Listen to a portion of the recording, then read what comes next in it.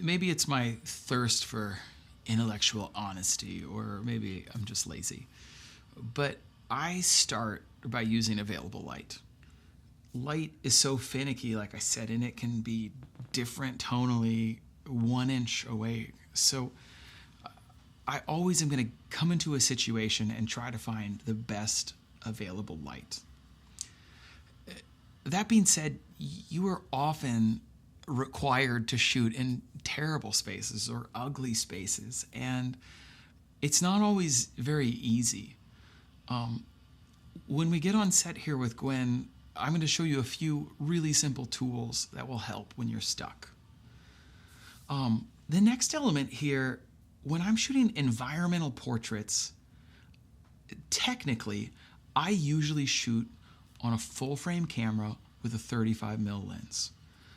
I have found that the 35mm is really similar to what the eye sees, so it's a really honest lens, and so I feel like I'm inviting the viewer to see what I see the way that I see it.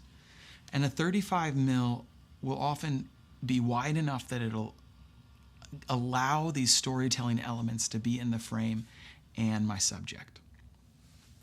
The next part with a portrait is that you want your subject to be the interest point or the emphasis. So I think there are 3 ways that you make your subject be the most interesting part of the frame. One of them is by using depth of field. So on my 35mm, I'm shooting wide open a lot of times when I'm shooting portraits. So I'm shooting at a 1.4 aperture. And what that does is it allows me to focus on my subject and then let there be some focus fall off in the other parts of the frame that are not important. Obviously, there are reasons to do that differently in some situations, but that's kind of a starting point for me. Another way to add emphasis to your subject is by lighting. So you put your subject maybe in the most lit part of the room. And so the light hits them almost like a spotlight, and then the rest of the room is maybe a little bit darker. So you literally are making the emphasis be on the how light or exposed that part of the image is. And the third way would be through composition, adding a bunch of white space behind or around.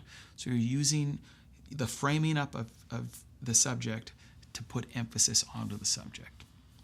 Using these 3 methods, we get to emphasize the subject to create a stronger portrait. But let's see this in action. Let's go jump in on a shoot with Gwen.